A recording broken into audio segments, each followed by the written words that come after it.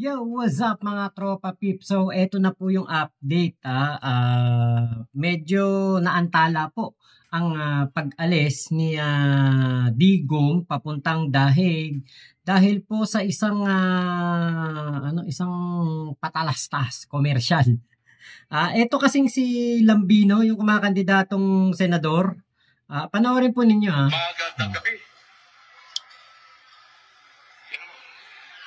Magandang gabi mga kababayan. At ito, magandang balita yung ating natanggap ngayon, granted yung PRO ng Supreme Court na hindi kailangan ilabas si PRRD pero pinipilit na nilang isakay sa aeroplano ngayong oras na ito.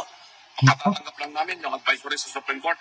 Ayan. Kasama kami ng mga abogado rito. Kami din na attorney yun. Ayan, may TRO daw. Yung tawag sa atin na granted. Granted daw po ang TRO.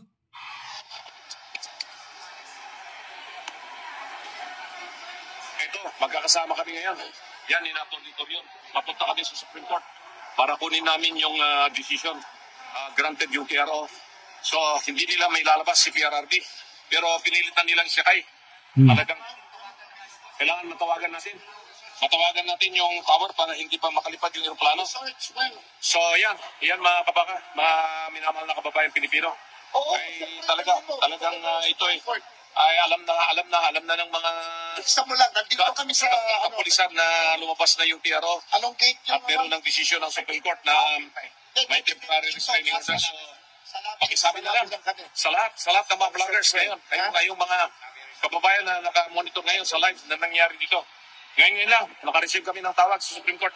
At kasama ko si Atty. Torion na siya ang nagsampa ng kaso sa Supreme Court. Ayan, magkasunod kami. Kami ni Naipe. Kami ni Naipe. Dito kami ni dito kami sa lagi ng At papunta kami na sa Supreme para kunin yung written order. So hindi tayo papayag na yurakan nila yung karapatang pagtao ni PRRD at ng sinumang Pilipino dito. Kaya mananaig ang hustisya dito sa Pilipinas, hindi tayo pasasakop sa mga dayuhan. Na yun ang gustong mangyari itong mga nakaupo ngayon sa pamahalaan na babaliwalay nila ang ating saligang batas, ang soberenya ng Pilipinas na kailangan natin. So hindi po talaga dapat iboto to. Hindi talaga to dapat iboto tong Raul Lambino na to kasi bukod sa mali-mali yung mga binibigay niyang impormasyon, 'di ba? Kita nyo, sinasabi niya batas ng Pilipinas. Hindi naman batas ng Pilipinas ang nagpapahuli kay Digong, kundi batas ng ICC. At tayo po ay under pa ng ICC nang si Digong ay maupong presidente.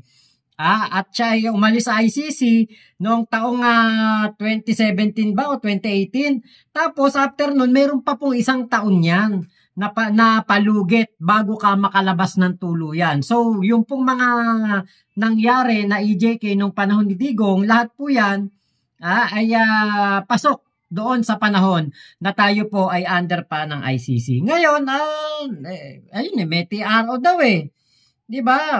Pinuntahan nila yung pupunta daw po sila sa Supreme Court, kukunin yung kopya ng TRO. At sigurado si Lambino. Sigurado siya na makukuha daw nila yung TRO. Hindi daw pwedeng dalhin si Digong sa Dahig, sa Netherlands. Kaya lang, ito yung nangyari. Signal ay ang Malacanang to cooperate. Nakausap na kasama nating si Adrian Ayalin, si Attorney Israelito Torion, kanina lamang po kaugnay ng pag-aresto kay dating Pangulong Rodrigo Duterte at ang petisyon nilang tumututol dito. Mula sa Korte Suprema nagpapatrol si Adrian Ayalin. Adrian, anong update? Oo, Alvin, Karen, narito pa ngayon sa Korte Suprema si Attorney Israelito Torion, yung nagsumite ng petition for certiorari bilang pagtutol nga doon sa ginawang pag-aresto kay dating Pangulong Rodrigo Duterte. Kung makita nyo, tahimik na talaga dito sa Korte Suprema at wala na halos sa tao, yung mga gwardiya na lamang, yung mga bantay rin. Ayan kukunin daw nila yung papeles. Pero, tahimik doon sa Supreme Court, wala ng tao. Hanggang anong oras ba opisina ng gobyerno? 4:30 nga lang daw ang oras diyan sa Supreme Court na pwede kang magpasa ng mga papeles.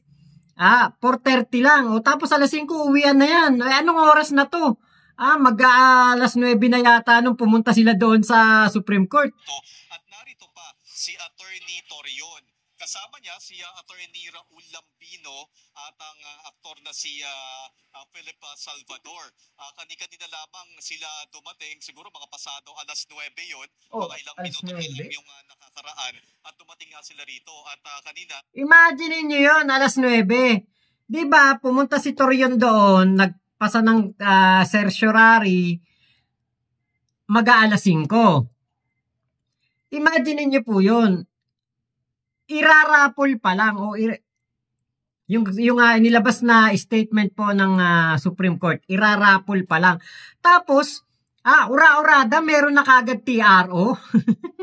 Nagbigay sila ng maikling pahayag sa media at sinabi ni Attorney Torion na gusto nga nilang makumpirma kung merong lumabas na Temporary Restraining Order o TRO. Yan yung gusto nilang makumpirma kaya nagpunta sila dito sa Korte Suprema.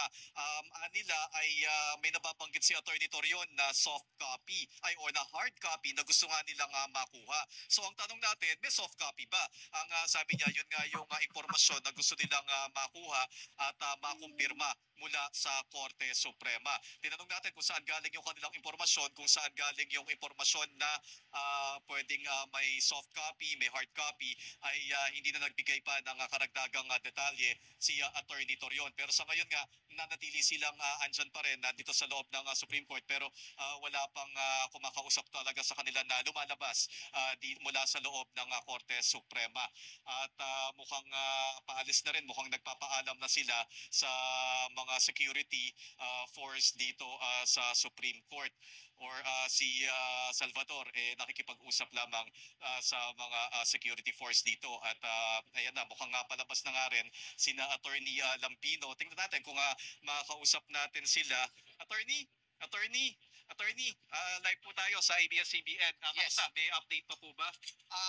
What we did was I told one of my associates to file a very urgent manifestation with motion because of the report that we received that there is a TRO. But that is why Attorney Lambino and I and Kuya Ipe Salvador are here in order to confirm that. But we have no way of confirming because wala nang personnel sa Korte Suprema. So what we did was nag-file nga kami ng very urgent manifestation with motion for issuance of TRO explaining the recent developments that have transpired now and the fact that President Rudy Duterte is already on the plane together with former ES Medialdea, and all of this hopefully would convince the Supreme Court to act if not tonight or maybe tomorrow. Yun po ang aming ginagawa. Pero kanina, si Lambino, sure na sa sinasabing TRO. Pinapatawagan na nga yung control tower ng NAIA para daw hindi makalipad yung eroplanong sasakyan ni Digong papuntang Dahig. Naku po, Lambino, parang nampe-fake news ka. Natin dito si Attorney Lambino, Raul Lambino. At kayo po kanina may in-announce kayo or may nabanggit po kayo. Ayun. Yes po ba yung ating source doon? Meron po TRO? We cannot reveal the name of our source, pero we heard that there was a deliberation conducted by the honorable justices, and ang sabi sa amin ay maglalabas ng order. So we have to immediately drive here and find out kung may ilalabas ng order na TRO or... Kita mo Kita mo, dito, titignan daw nila kung may ilalabas na order. Pero kanina, doon sa live niya sa Facebook, sinasabi niya, meron na raw TRO. Hindi daw pwedeng dalhin si Digong ng ICC doon sa The Hague, Netherlands. Aba, ang ina-applyan po nitong trabaho ay pagiging senador. Kapag ikay senador, tapos hindi ka sigurado sa mga sinasabi mo, naku, magkakandaleche-leche po ang legislation ng ating bansa. Aba, napakahirap pong magkaroon ng ganitong senador. Mukhang hindi nito alam kung ano ang kanyang gagawin. Biruin nyo ha, di baling mang fake news. Kasi po, ang naiisip ko dito, kaya sinasabi nila may TRO na para mapigilan ang paglipad ng eroplano na sinasakyan ni Digong papuntang Dahig. Pero, diba, mali yun. Hindi ka dapat nagpe-fake news. Wow, mali ka. So, ayan, kaya kami tumakbo kagad ni Atty. Torion. In fact, si Atty. Torion ang nagsabi sa akin na there is that information. So, sinamahan ko siya. Tumakbo kagad. Sinamahan So siya. it must be credible information rin po para mapasugod po kayo rito. Of course. Oo, Kaya kailangan Credible. Paano naging credible yun kung wala? Diba? Ang sabi ni Lambino, may TRO na. Pagdating nila ng Supreme Court, wala. Paano naging credible yun? kami kasi sa excitement kanina na siguro na may TRO, kaya we are lawyers, we want to verify and we want to get hard copy. Wala naman palang empleyado na ata or baka meron lang dyan sa loob, hindi rin kami makapasok, hindi naman kami taga Supreme Court. Yung additional motion na nabanggit po ni Imaginein mo yun, alas 9 kayo dumating ng Supreme Court, kukuha kayo ng hard copy. Hanggang anong oras lang ang opisina ng gobyerno? Alas 5? Ano kayo? Special? yung sinumite ngayong gabi. Paano po yun? Online? Email? Online, via email, yes. Via Wala, email. may sagot na po ba? I just had it emailed tonight, no? And we are hoping that the Supreme Court would act on it soonest. I had Kita nyo? Nabuking. Ngayon lang nag-email. Tonight lang. Tapos aasa ka na may TRO? Magsasabi ka sa live mo na may TRO? Kung makakandidato kang senador? Ano yun? Bubusugin mo kami sa fake news pag ikaw na senador? do that because of that information that was relayed to me a while ago, no? And in order for me to have that confirmation, we have to go here, and then wala pa man, so I instructed one of my associates, my junior partner, as a matter of fact, to file this very urgent manifestation with motion so that we can somehow secure a confirmation. Kung wala, edi wala. Kung meron, mas mabuti. Kung sakali po, Kung wala. Kung meron. Mas mabuti. Pero, di ba, nagpe-fake news kayo. Tama ba yun? Naturingan kayo mga abogado? Ito. Ito. Asan yung ating TikTok? Tignan lang mo. Magandang gabi.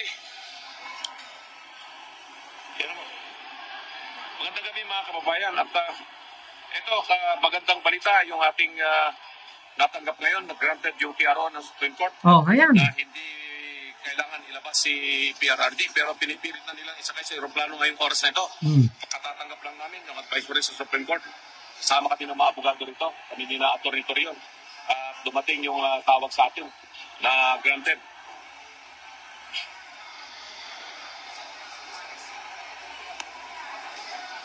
Diba? Fake news. Kasama kami ngayon. Yan, ni Atty. Torion. Papunta kami sa Supreme Court para kunin namin yung decision. Granted yung PRO. So, hindi nila may lalabas si PRRD. Pero pinilitan nila news. sakay. Fake news, diba? Ngayon, sa interview ng ABS-CBN, ang sinasabi nila, pumunta sila doon para kumpirmahin. Pero dito, sa live ni Lambino, sinasabi niya, nag-granted na daw ang TRO. Nako, delikado talaga. Buti na lang po talaga ay nasama to sa grupo ni Digong. Kasi kung hindi po to nasama sa grupo ni Digong, baka manalo pa to. Baka masama to sa grupo ng alyansa ng Bagong Pilipinas. Baka iboto to ng mga Pilipino dahil ine-endorse ng ating Pangulong Bongbong Marcos. Magkakaroon tayo ng senador na fake news. Diba? Biruin mo, napaka-irresponsable mo. Hindi ka pa senador, irresponsable ka na. Di what more pa pag naging senador ka na. Katakot-takot na fake news ang ilalabas mo para lamang pumabor kay Digong. Kasi katulad niyan. Iba yung sinasabi doon sa interview sa Channel 2 at iba ang sinasabi sa kanyang Facebook Live. Diba? Granted. Pero yun pala, hindi pala kumpirmado. Ay, nako talaga. Sanay na sanay talaga sa fake news ang grupo ni Digong. O ngayon, hindi kayo na fake news dahil talagang nahuli si Digong at dinala na sa dahig para pagbayarin sa kanyang mga kasalanan, sa kanyang mga kaso. 'Di ba? Alay. Talagang totoo yung sinasabi ng mga vlogger ni Digong, bilog ang mundo. Totoo yung sinabi ni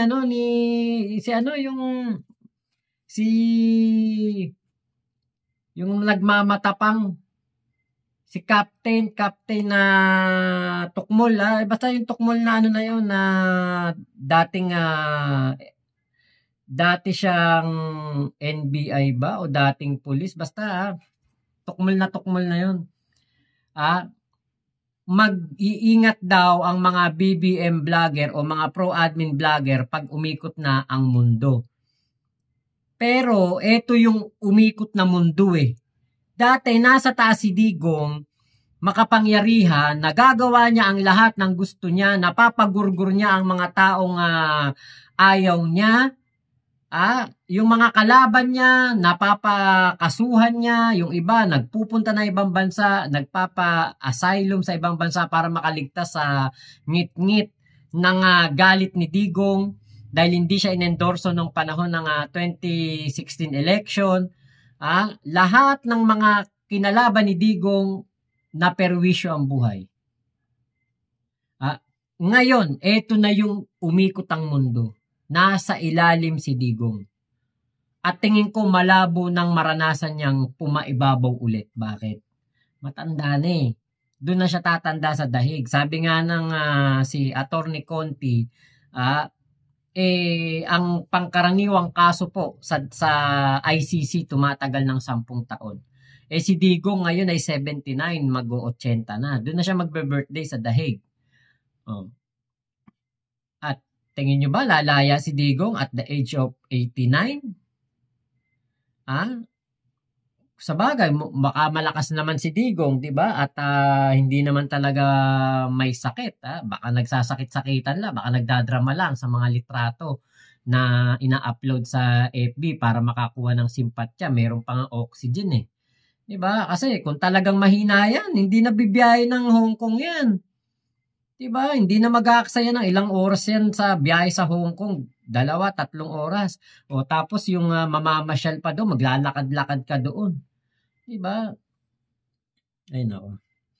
Kaya ngayon pong panahon ng eleksyon na to, siguraduhin na nating walang manalo sa kampo ni Digong para siguradong matahimik, maayos at meron na pong orderliness ang ating bansa. Mawawala ang mga perwisyo, palamura at mga palaaway. So, yun lamang po. Maraming salamat sa pagsama nyo dito sa aking vlog na ito. Ingat po kayo. Nasaan mang panig kayo ng mundo. Momo at chup chup. Love you. God bless us all. Pilipinas.